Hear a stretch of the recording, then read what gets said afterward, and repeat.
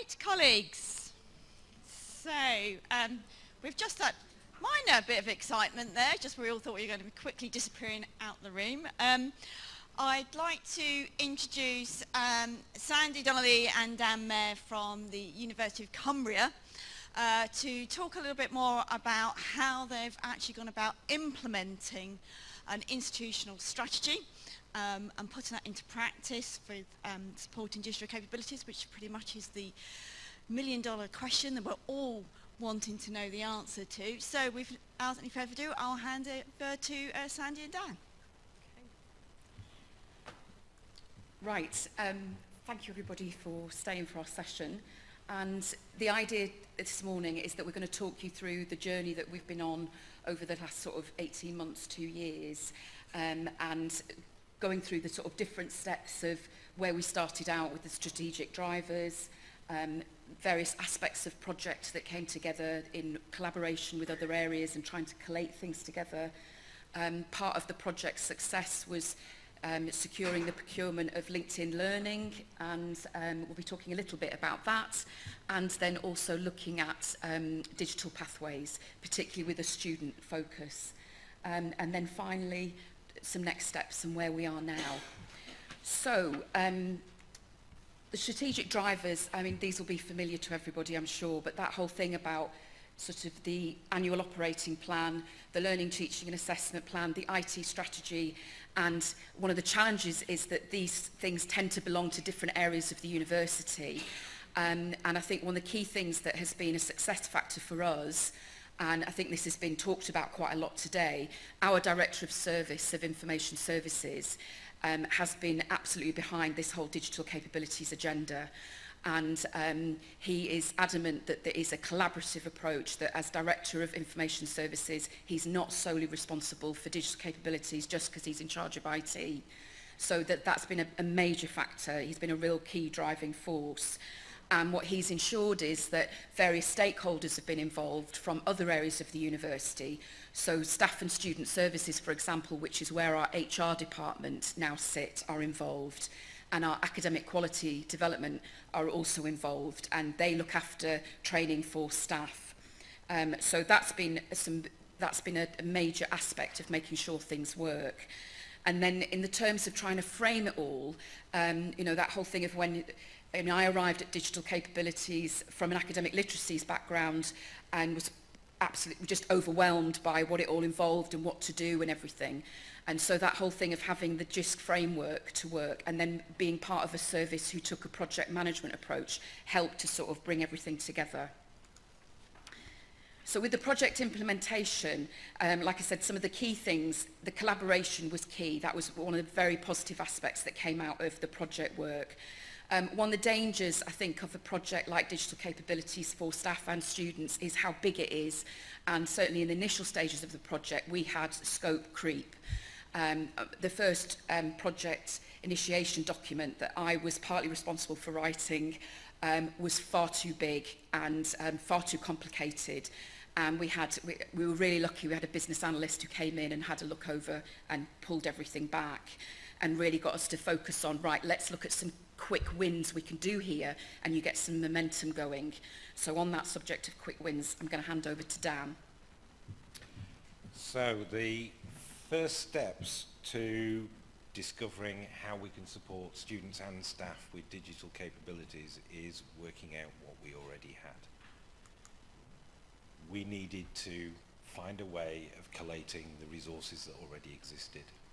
And I was tasked with that job along with a colleague, and what I found was we had resources on our student-facing website. We had resources that were hidden away. They were on the website, but they weren't actually linked to, so there was no way to get to them without the direct link. People are holding copies of digital resources on paper, on pen drives, on their own desktops. They were in the VLE, they were in departmental shared areas that students couldn't access and a lot of staff couldn't access.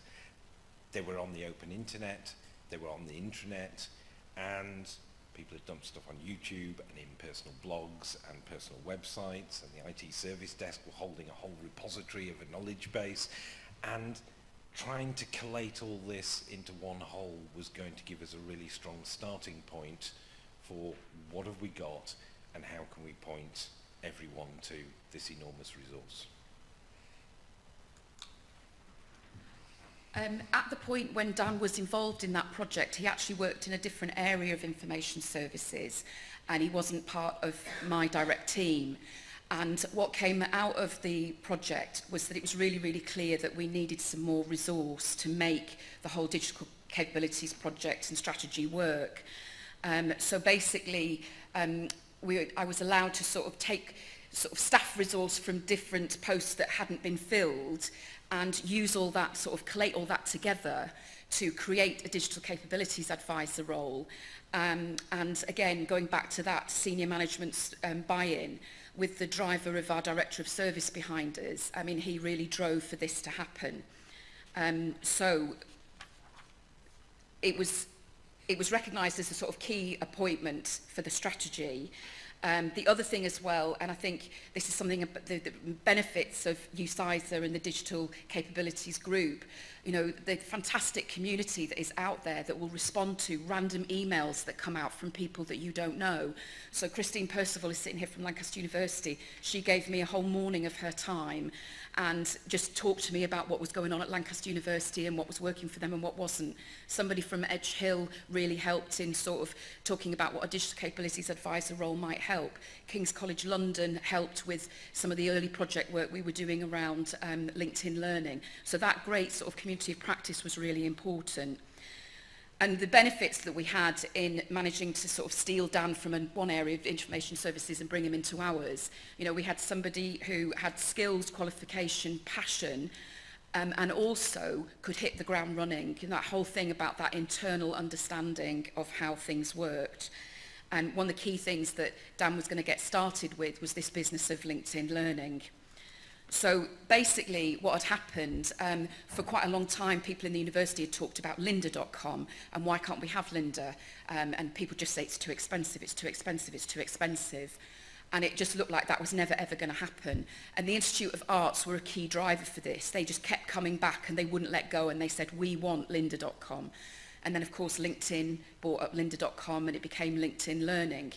And again, our director of service was really key in all of this. He basically said, fine, we will look to try and get some funding, but it is not all coming out of information services. There has to be a cross-university approach to this.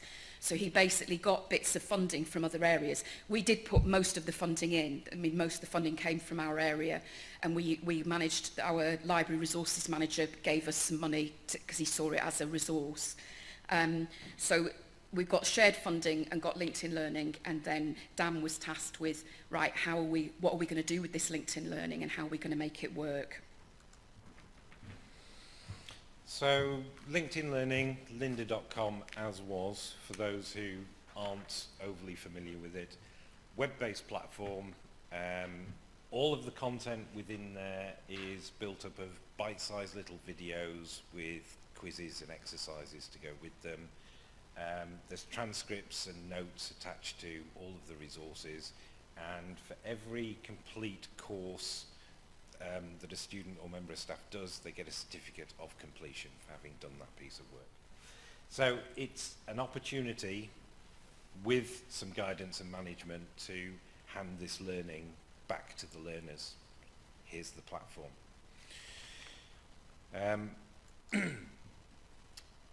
The first things I needed to do was make this platform work for us. We were handed some trial accounts in LinkedIn Learning. We did lots of testing. We invited some selected staff in from the Institute of the Arts and from areas across information services and HR, just to have a play around with it and understand what the platform did. The biggest headache I had was finding a way of getting all of our staff and students onto the platform. We can do that by spreadsheet and just dump everyone on there, but actually the login process after you've dumped them onto the platform is more convoluted than if we got a single sign-on set up.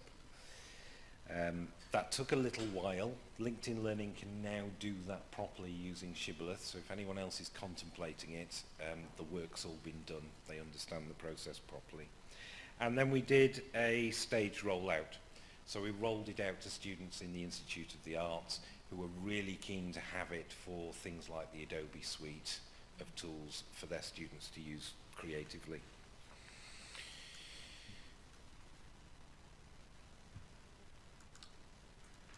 I thought I missed a slide. No. So we've got the platform. We are able to sell a number of benefits to students, staff and the academic departments. We can take the training out of the classroom. Our photography lecturers no longer need to sit down and teach students how to do some basic functions in Photoshop. The students can be given that as directed study. They can go away and do 2 hours of Photoshop course this week, come back into the classroom and be taught photography. They are giving the training to the students and then they're taking the classroom back for learning and teaching. Users study at their own pace. When they complete a course, they discover more courses. It will keep recommending related content. I've done some work with the academic teams, so we're working with groups of academics in all the areas to find core components and core content that will support their specific students in their disciplines to enable them to progress their digital capabilities, but also to support their wider studies. HR and our academic quality department are on board. They want all staff to upskill. They want digital capabilities to become part of everything. And I've pushed out devolved admin for team leaders across academic and professional services so that they can create packages of content that they can pass out to their own staff and their own teams. It works on mobile. There's an app. On the app, you can download the content and take it with you. On the desktop, you need a web browser. It's as simple as that. There's no other requirements. So we've got the platform in place. We've given out content to people. We've given out rights for team leaders and academics to go away and do things with it. But now we need to create some structured digital learning that we can offer to staff and students. Using the JISC Digital Capabilities Framework and using the work that was done by Microsoft and Leicester University on digital capabilities for a cloud-first, mobile-first education. There is a link at the end. I've done a short URL for it. It enabled me to create some pathways to learning. And in LinkedIn Learning, a pathway is a collated collection of courses that are delivered in a prescribed order. So I've created a set of 5 pathways going from beginner level up to digital leader. In the beginner step 1, we have using LinkedIn Learning. The basics of using Word, Excel, PowerPoint, Outlook, OneDrive, internet safety for students, personal branding on social media, and an introduction to GDPR.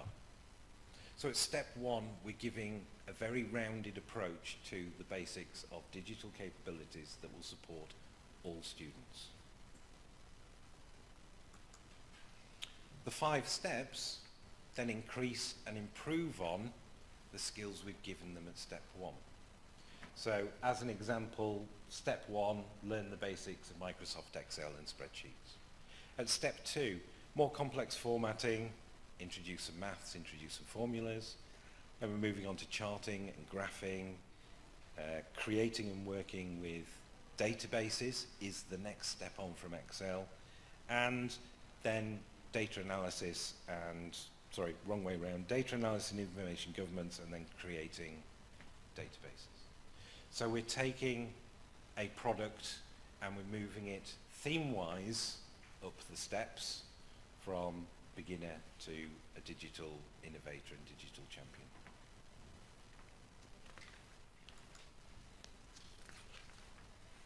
If you don't have LinkedIn Learning, that's absolutely fine.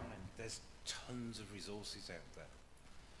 There are resources at the Microsoft Educator community, which are all free for you and your students to use. There's lots of useful things on YouTube. There's a lot of universities put content out there to support their own students and the wider community. GCF Global, if you haven't come across it, provides lots of step-by-step instructions and courses on using things like Microsoft Office products, but also goes into using computers, finance, employability. They're all completely free. There's videos, quizzes and things in there. And your own guides and resources in your own institution. You need to find a way of gathering those together. If you're in an institution where all your departments and faculties work in isolation, and the business school does a document on how to format their dissertations, but actually 5 other faculties or departments have done exactly the same document but with their own title on the page, then we're just repeating the process. A unified approach to collating all of your resources together in one place will show you what you've got and where your gaps are.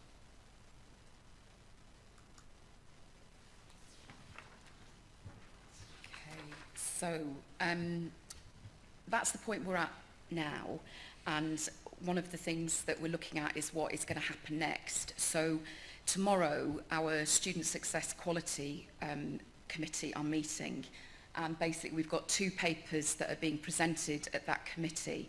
One of them is to get sign-off for the digital capability pathways that Dan and a group of people have been working on. And our Director of Service, Colin Coghill, was absolutely adamant that he wanted this to go through an official committee. I mean, I think this whole approach that he's taking is about getting university sign-off on these things, not just, again, this has just come from this area of the university trying to drive something through. That whole idea of digital capabilities is the responsibility of the university. There's also a paper going through about a digitally confident University of Cumbria that is being driven by the head of teaching and learning, Isabel Donnelly. And she basically is, she's taken the learning teaching assessment strategy and which was written before she arrived. She's arrived relatively recently, and she's operationalizing it and turning it into mini projects to make it happen. And one of those strands is the Digitally Confident University of Cumbria. Then we've got our Teaching and Learning Fest coming up, and again we've got 2 sessions there, one very much around developing a digitally confident University of Cumbria in that particular project, and then another one looking at using LinkedIn Learning to support students' digital capabilities. Because I think one of the things we're aware of is that, you know, LinkedIn Learning is not just the solution, it's not a panacea, it's the whole thing about, are people actually engaging with it, using it, how's it being used? And as well as taking a sort of more standardized approach to trying to collate materials and bring materials together, there is also that thing that we're working with areas at looking at how can we help them feel that LinkedIn Learning supports their students in their discipline. And so trying to raise that profile there. With LinkedIn Learning, Dan's been doing a lot of work with them about Blackboard integration, and hopefully that will take place over the summer, and that should enhance the whole process of access and things. So we're hoping. Yeah, what that will enable us to do is, with a full Blackboard integration, is when we can embed the courses directly into the VLE, and when a student completes a course, that will be reported back to the grade centre in the VLE. So we will be able to use those results as partial assessment towards modules in the future. So this whole thing about sort of through Blackboard integration and also through the Learning and Teaching Fest, we're hoping to really engage the academic community. Because one of the things that I'm very conscious of is that feeling of, we don't want academics feeling this is more work for me to do. You're just giving me more and more work to do. I'm a subject specialist. This is not my area. And again, that culture change. And I think going back to one of the things that I said initially about the original project initiation document, that was trying to tackle culture change really initially. And there's something about trying to look at that in much smaller steps to bring about that culture change in a gentler, more feasible way. So the plan is hopefully we'll get sign off tomorrow at this committee, and then we'll be able to roll out the student digital capabilities pathways. And the idea there is we've been meeting with lots of departments. Dan's been doing work with, we've got some very engaged departments who are very interested in what this means, particularly the Institute of the Arts and Institute of Education have both responded very positively. He's also been talking to professional services areas as well. So again, it's not just that information services as the professional service will be the one that's all about digital capabilities. It's trying to ensure that all our professional service colleagues feel involved in this. And part of that is working with the Academic Quality Department in terms of helping develop staff digital capability pathways as well. And this whole thing about how you balance that, because it's great to have frameworks and pathways, but also we've got to, this whole time where people feel very vulnerable about their jobs and how you're bringing this in. And there's been lots of talk about, well, it should be part of the PPDR process, but it's that whole thing of, well, are you then sort of setting up almost a punishment rather than a development area? And my sort of approach would be, it needs to be more of a development area rather than a sort of punishment. And just to sort of round up, basically, with Heather being here from JISC, when I said at the beginning I felt very overwhelmed by digital capabilities, JISC really helped in that. I went to their developing curriculum day, and that really helped me get a handle on that framework. And then also the community of practice. I went to an event in Glasgow a couple of years ago, and that was a fantastic event. So if people haven't had a chance to do those, I'd really encourage you. So that's it from us at this point, and it's over to you if you've got any questions. Yeah, just one last little bit. I've built the pathways, we're going to committee.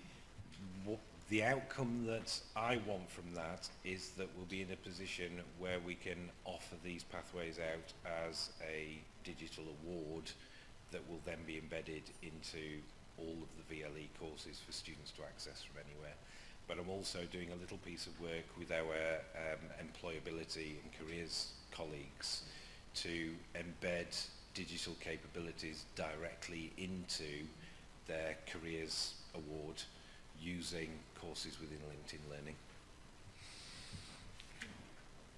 Right, thank you, Sandy and Dan. That's been really, really interesting. I don't really want to keep people from lunch, but we've got 5 minutes, so does anybody have any questions that they would like to ask?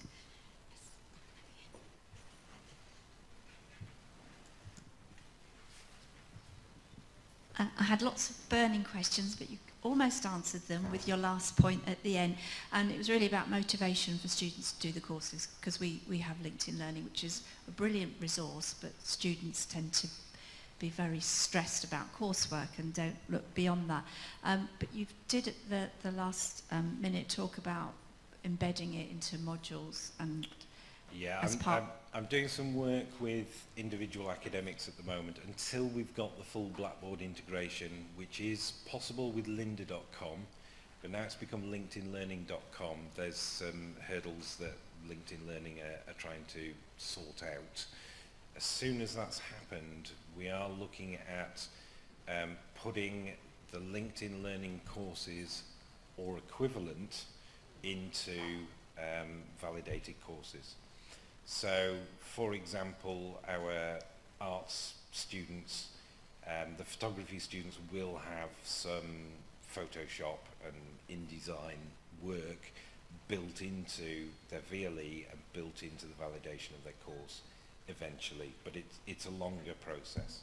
But people like our sports students will be doing courses on Excel built directly into their Blackboard course as directed study, ready for when they do simple data analysis within their course from the first year onwards.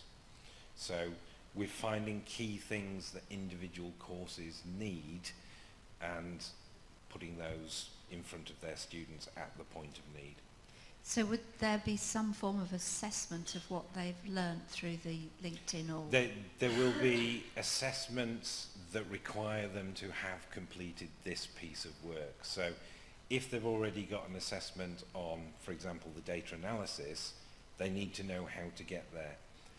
We don't mind how they get there, but we're going to give them the LinkedIn Learning tools to make that process easier for them. So if they go off and find that information elsewhere and still achieve the assessment, great. But if they take the LinkedIn Learning course, complete that course, understand how to do X, Y, and Z, to then go and produce their assessment, then we've simplified that step for them. Thank you. Any other questions? No? In that case, can we thank Dan and Sandy for a really interesting presentation?